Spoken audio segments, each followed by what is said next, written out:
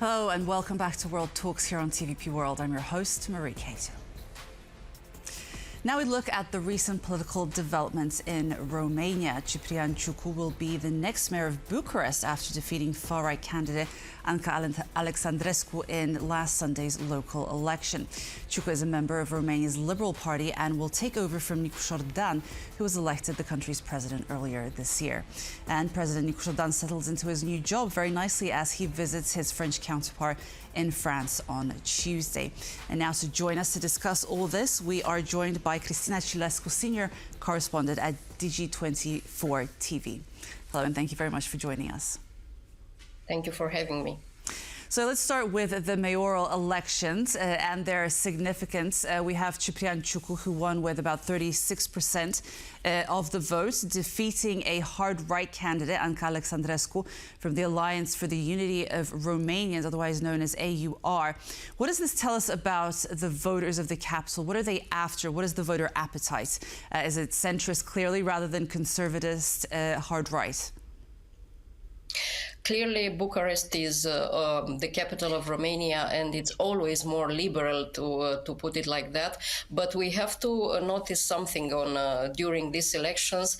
The other contra candidate was usually or historically the socialists. Well, this time, although the socialists had a famous candidate, which is a mayor of a different sector here in the capital, he managed to become only the third on top because the extreme right occupied the second place in these elections. And that's because it's not necessarily the hard right the way the rest of the world know it, but it's rather a lot of discontent at the level of the citizens, not only in Bucharest, but in Romania. Since we had this election, we see the result here in Bucharest. People are not necessarily extremists, as I say, in the classical term, but rather discontent of the current politicians. Therefore, they want a change. And because of that need for change, they voted with the candidate that, in their opinion, express their view. They never been into power, therefore they must come to power in order to change something in Romania. This is the general view, but Bucharest, as you already saw the result, choose a mayor that represents the liberal view of the political spectrum. So you say voters are unhappy. What kind of changes do they want to see? Basically, they don't want to see this political class right now because it's a lot of disappointment of the level of population, especially after last year. If you and your viewers remember, Romania had to cancel the elections because it was a major fraud in elections, disinformation campaign created by Russia, which lead in the first run for the president, citizen that appear out of nowhere somehow. But it was voted with the help of the social media networks by a big majority of Romanians without even knowing who is he, what he represents, and so on. And because cancelled, now a big chunk of the population of Romania, including Bucharest, are in favor of this type of out of nowhere people that don't necessarily represent an ideology or a platform, but they want to take the power because they want to get rid of the current political class. You say voters want change and they're fed up, but it has to be noted that voter turnout was about 32.7%, so low, and it was lower than in previous local elections. What does this tell us about voter engagement? Are voters perhaps just worn out after this rather long season of elections? Yeah, definitely. It's a long line of elections, and everybody is kind of sick and tired, to be honest, of going to vote. Even my personal friends, not all of them went to vote, although most of them are educated and they do know the meaning of the vote. But it's a moment when the population of Romania, as I said, after this long year of election and campaign and fighting and quarreling and so on. People simply want a period of peace without being needed to go to vote and to choose another representative. So because of that, these elections in particular had a very low turnout. AUR's candidate came in second, ahead of the candidate from the old governing Left Party. Does this indicate that the hard right continues to gain significant support in Bucharest, or was it more about this idea of fragmentation among mainstream parties?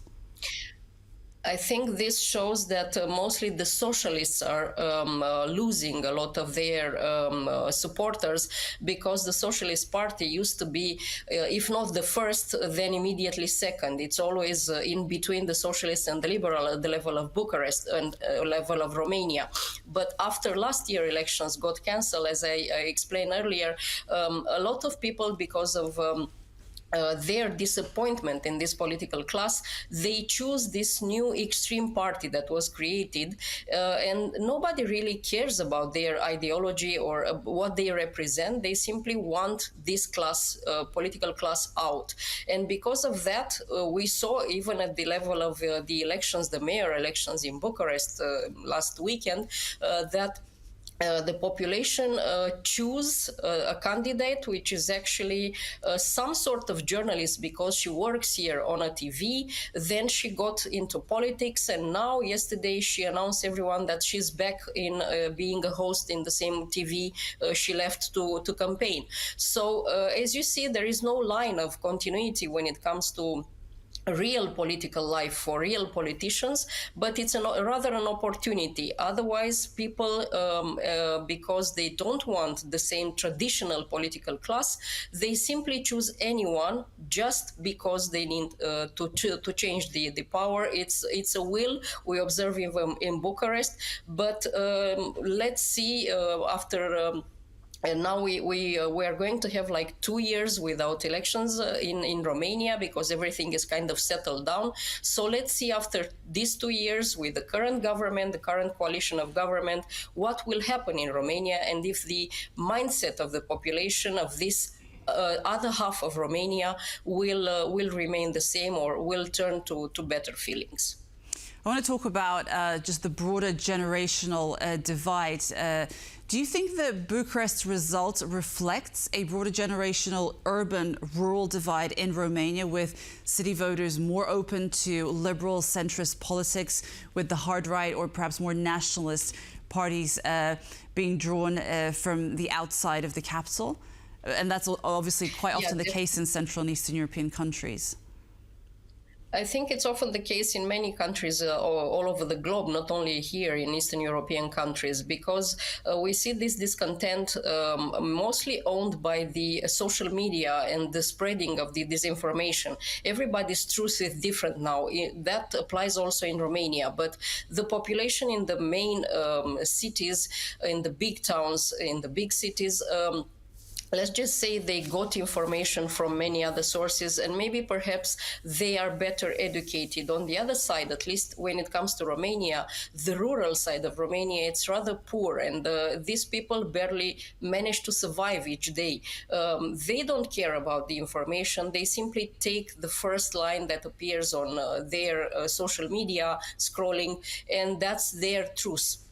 Because their need is to survive, their need is to find food, their need is to earn some money in order to live for the next day. And because of that, these nationalist parties that lie to these people manage to obtain a lot of their attention.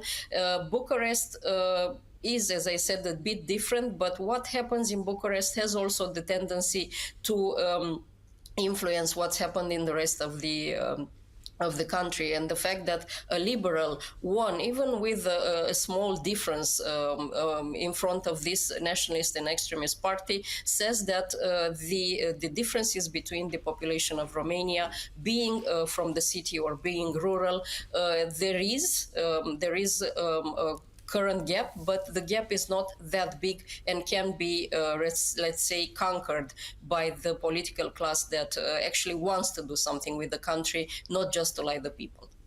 Just very briefly, as we finish, we know that President Nicos is visiting France today. He's going to meet with French President Emmanuel Macron to strengthen bilateral ties. What are your expectations of that meeting? Just very briefly as we wrap up. Well, we are a francophone country, and France for us is one of the best allies we can ever had historically and presently. And the visit of President Dunn in order to meet President Macron, they will discuss a lot of bilateral issues, especially related to defense, but also for the support of Ukraine. And the president will also meet the big community of Romanians living in France. So I hope it will be a good visit, but we'll see the results today. Okay, Cristina Cileacu, senior correspondent at Digi24 TV. Thanks so much for being with us today. Thank you. And that's a wrap for World Talks. Thanks so much for being with us, and stay tuned for much more on TVP World. Goodbye.